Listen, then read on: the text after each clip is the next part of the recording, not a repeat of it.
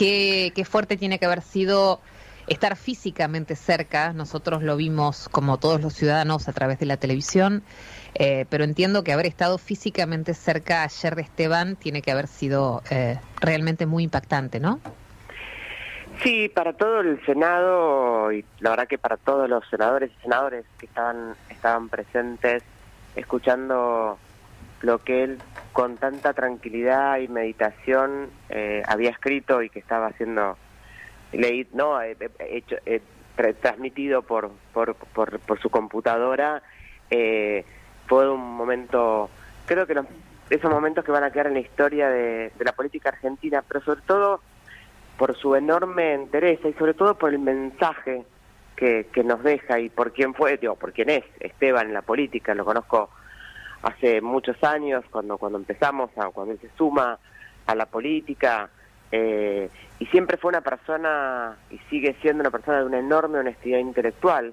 Muchas veces no he compartido sus opiniones, pero siempre se sienta a debatir con respeto, buscando insistentemente el diálogo, el consenso, el entender el punto de vista del otro, obviamente intentando también que convencer al otro de su opinión es lo mejor para la Argentina.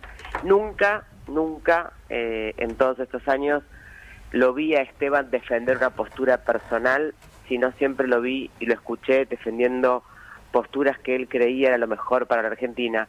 Y lo que ayer se vio y se resumió fue eso, ¿no? Un senador que podría haberse quedado cómodo en la bancada, en los laureles, en ese salario, y que él sentía y siente que los bonaerenses y bonaerenses que lo votaron en su momento merecen una representación activa, y además que decidió retirarse para poder cuidarse él y estar con su familia. Así que fue realmente un momento muy fuerte, muy emotivo y de un gran mensaje para toda la política argentina.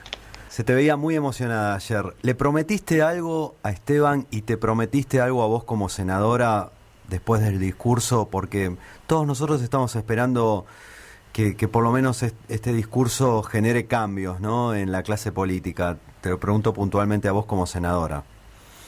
La verdad que yo aprendí mucho de Esteban estos 2 años. Yo nunca había compartido, sí compartí gestión en la ciudad. Él era ministro de Educación y yo era parte del Ministerio de Desarrollo Social, y aprendíamos permanentemente. Pero estos últimos 3 años aprendí a trabajar de esa forma, ¿no?, en el Senado, a cómo buscar los consensos, a ser respetuosa. Yo justo además, minutos que después que él hace ese discurso, me toca jurar con un cargo que como digo yo, no, la verdad que no le cambia la vida a la gente, que tiene que ver con cómo se organizan las autoridades de la Cámara, y juré sobre la Constitución, y la verdad que para mí fue muy impactante porque además atrás mío, justo atrás mío, estaba Esteban, y el ejemplo de Esteban es convencerse a uno mismo de que ese es el camino. Yo estoy convencida y ojalá pueda hacerlo permanentemente. Estando él en el Senado también era más fácil, ¿no?, porque a veces éramos 4 o 5 que teníamos esa voluntad y esa vocación de buscar el consenso y no la grieta, pero ese compromiso lo aprendimos juntos, y va a seguir siendo igual, él desde fuera del Senado y muchos de nosotros desde el espacio del Senado. ¿Cómo se termina con la grieta en la política, Guadalupe? Escuchándonos, y entendiendo que en la grieta no vive nadie. La grieta le conviene a los políticos para dar discursos más o menos belicosos, para tener más cantidad de audiencia en redes, para ser más mediático, pero la grieta no es una política pública, no le soluciona absolutamente la vida a nadie. Entonces, lo que se hace para mí, nosotros lo saben ustedes perfectamente, incluso desde la Ciudad de Buenos Aires, nuestra postura siempre es: hay un problema, sentémonos con los que haga falta para ver cómo lo resolvemos.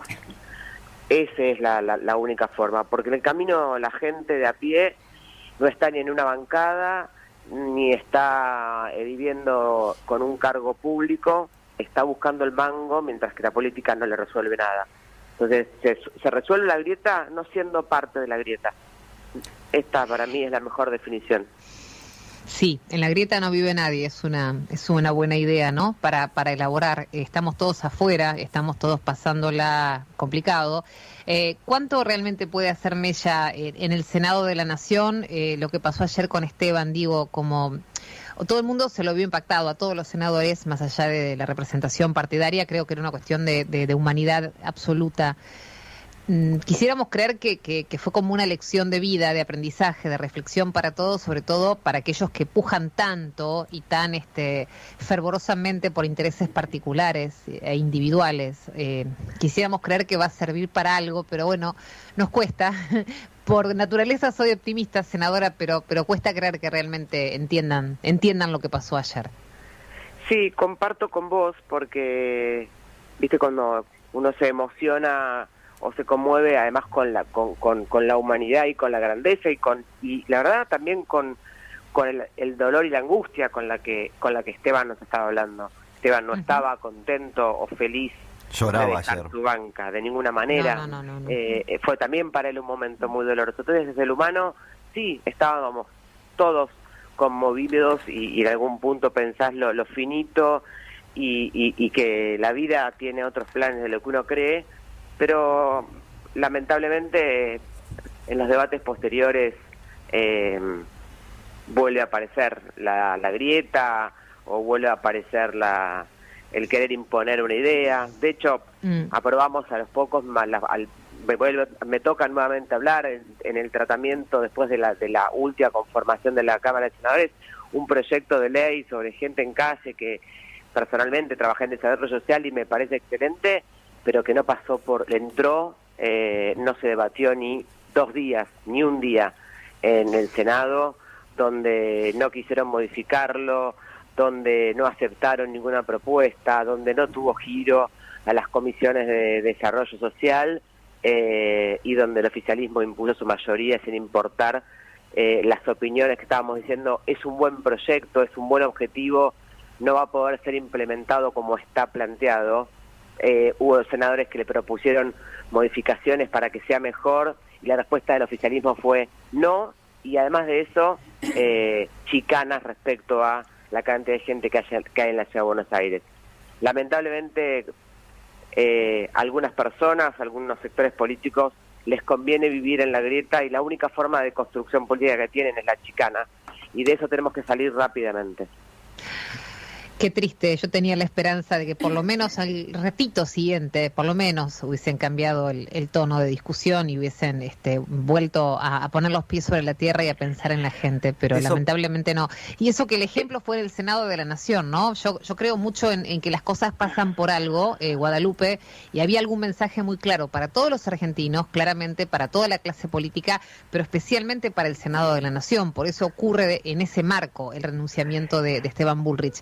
Y ahí es cuando uno lamenta realmente que gente como él tenga que dar un paso al costado, más que justificado, ¿no? Más que justificado por un problema de salud realmente grave. Yo creo no que lo perdamos importante... las esperanzas, senadora, a pesar de todo, ¿no? Sí, totalmente. A ver, el mensaje de Esteban es muy importante, pero el mensaje no es de los políticos a la gente, es de la gente a los políticos. Y ese mensaje se da en las urnas. Entonces, ayer fue la última conformación de un Senado de mayoría absoluta de un sector que no quiere escuchar. Entonces, de alguna manera, si querés, como de una forma paradójica, Esteban renuncia el último día donde, desde la apertura democrática a la fecha, el peronismo ha tenido mayoría absoluta, quórum propio, ha tenido mayoría absoluta en todas las comisiones y en los últimos 2 años han tratado de manera express absolutamente todos los proyectos que les interesaba. Eso Senado se terminó ayer. ¿Y crees que va a ser distinto el Senado con la nueva conformación, que se va a poder negociar, dialogar? Y están inevitablemente obligados a buscar los consensos. No van a poder tener la mayoría en la totalidad de las comisiones, no tienen quórum propio, lo van a construir claramente, pero y está bien porque la política significa consenso. El ámbito parlamentario supone una negociación, no en los malos términos, sino una negociación en la búsqueda del consenso. Como siempre decimos, si vos sentás a una reunión a consensuar y sentiste que no perdiste nada, es porque el otro no ganó nada, entonces no hubo consenso, ganaste, ¿no? Lograste destruirlo. Y Guadalupe, esto sí va a cambiar. Y Guadalupe, como senadora, ¿hay senadores antigrieta? ¿Se puede hablar de senadores antigrieta si tuvieras que analizar en la totalidad de la Cámara? ¿Cuántos son esos?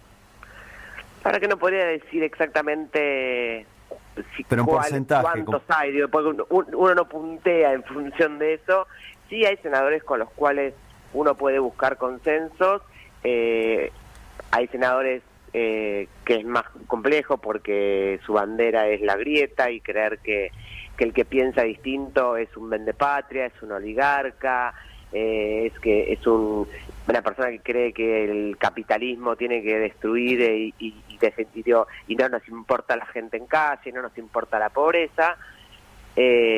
Muchos otros, cuando se bajan de ese discurso para el público, tienen voluntad y vocación de trabajar.